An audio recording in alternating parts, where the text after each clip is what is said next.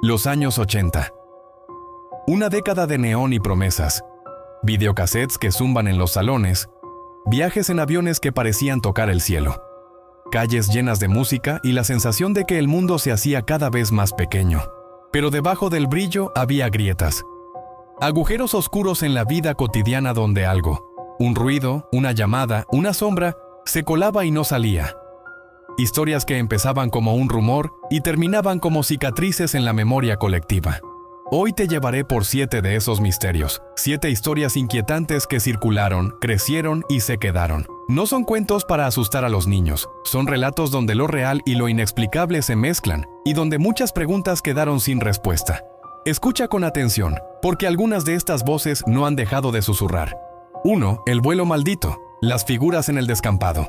Nadie olvida un accidente aéreo, el ruido, la sorpresa, las sirenas en la distancia. En un lugar de Chicago, a finales de los 70, un avión se precipitó y dejó un hueco que no fue solo físico. Murieron todos los que iban a bordo. El hecho técnico es terrible por sí mismo, pero lo que convirtió aquel suceso en leyenda fue lo que vino después.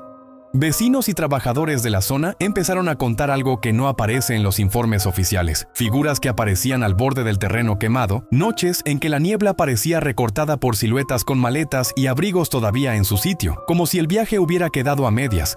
Normalmente, frente a un trauma así, 2 explicaciones emergen. La primera, psicológica, habla del poder del miedo colectivo. La segunda, más perturbadora, sugiere que ciertos lugares conservan una especie de eco, una resonancia de lo que pasó allí. Los perros que olfateaban el descampado se negaban a entrar. Camiones y personal de limpieza aseguran haber visto a alguien que desaparecía al acercarse. Bomberos y paramédicos, hombres acostumbrados a ver lo peor, contaron noches en las que algo parecía observarles desde la oscuridad. ¿Era culpa del dolor, de la culpa, de la imaginación? ¿O había algo más, una huella que el tiempo no borraba? No hay cámara ni expediente que capture una aparición, solo testimonios, y a veces eso basta para que un lugar se convierta en un receptor de historias. Lo cierto es que al cerrar el día, el descampado parecía distinto, más pesado, como si la tierra misma hubiera aprendido a recordar. 2. Dorothy Jane Scott, las llamadas que no cesaron. Ella tenía una vida sencilla, trabajo, obligaciones, sueños que cualquiera podría reconocer. Pero en 1980 algo empezó a filtrar su rutina. Llamadas. No llamadas cualquiera. Voces que sabían detalles íntimos, que describían su ropa, que le susurraban al otro lado del hilo como si estuvieran junto a ella. Primero fueron incómodas, luego escalonadas, amenazantes. Una noche, cuando salió al aparcamiento tras ayudar a un compañero herido, dejó de ser vista por los suyos. Horas después, su coche apareció convertido en ceniza a kilómetros de distancia. Lo inesperado, la desaparición, fue seguido por lo inexplicable. El teléfono de la casa de su madre no dejó de sonar durante años. Personas que llamaban con una voz tenue preguntaban por Dorothy. Cuando respondía un hombre, colgaban. Llamadas que llegaban a horas imposibles, llamadas que resentían como si alguien, desde la sombra, no quisiera dejar marchar la historia. La policía hizo lo que pudo con las herramientas de la época, rastreos, entrevistas, hipótesis. Pero en muchas investigaciones antiguas el rastro se enfría rápido. Los testigos pierden memoria, las pruebas desaparecen, las coartadas se desgastan. Y aún así, la sorda persistencia de las llamadas dejó claro algo terrible. Hay casos en los que la ausencia no es el final, es el inicio de otra forma de persecución. Hoy, al pronunciar su nombre, la imagen que queda no es solo la de la mujer desaparecida, sino la de una línea telefónica que nunca cerró del todo. 3. Cindy James, la mujer que decía «Él me encuentra». Cindy vivía en una ciudad costera, trabajaba, tenía rutinas, pero las rutinas se fracturaron cuando empezó a decir que alguien la buscaba. Llamadas anónimas, notas, intrusiones a su hogar. A veces aparecía con marcas, a veces con signos de haber sido drogada. Sus palabras siempre fueron las mismas. Él me encontró. Lo que siguió fue una espiral de incredulidad y horror. Para algunos, Cindy era una víctima clara. Alguien que había sido seleccionado por un acosador obsesivo.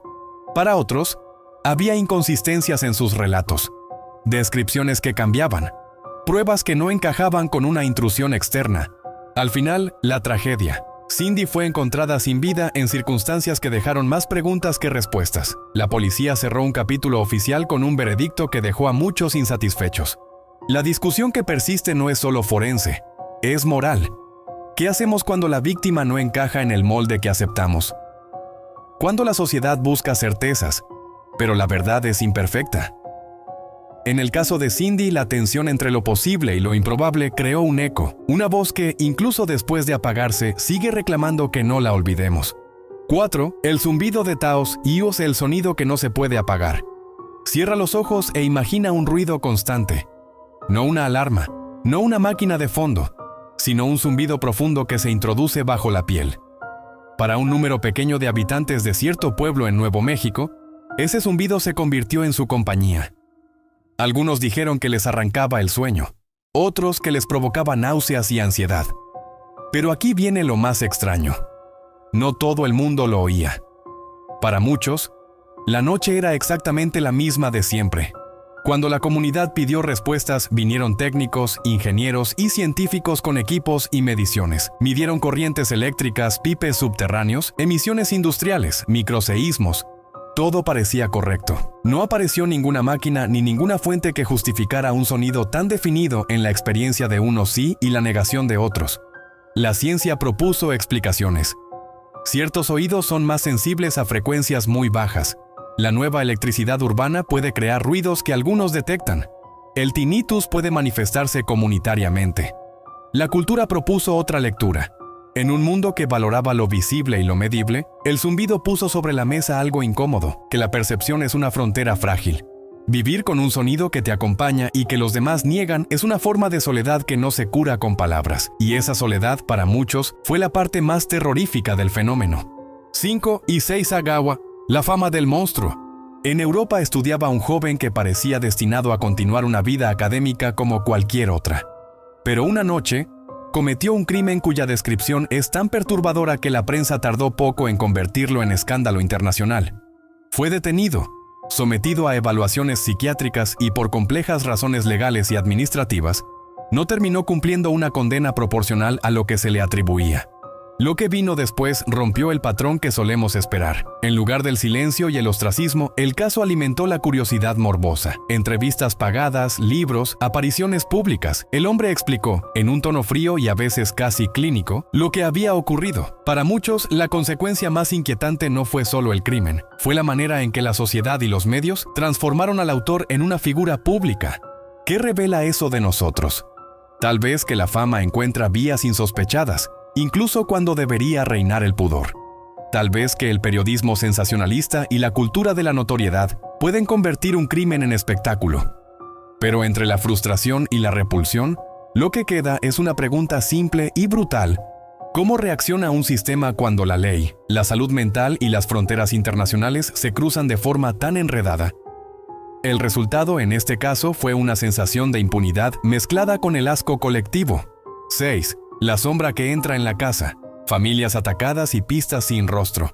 Hay delitos que convierten la propia casa en un lugar inseguro. Familias que son vistas, llamadas y luego borradas. En varios episodios que resonaron en Asia y que durante años alimentaron rumores, se describen escenarios que hielan la sangre.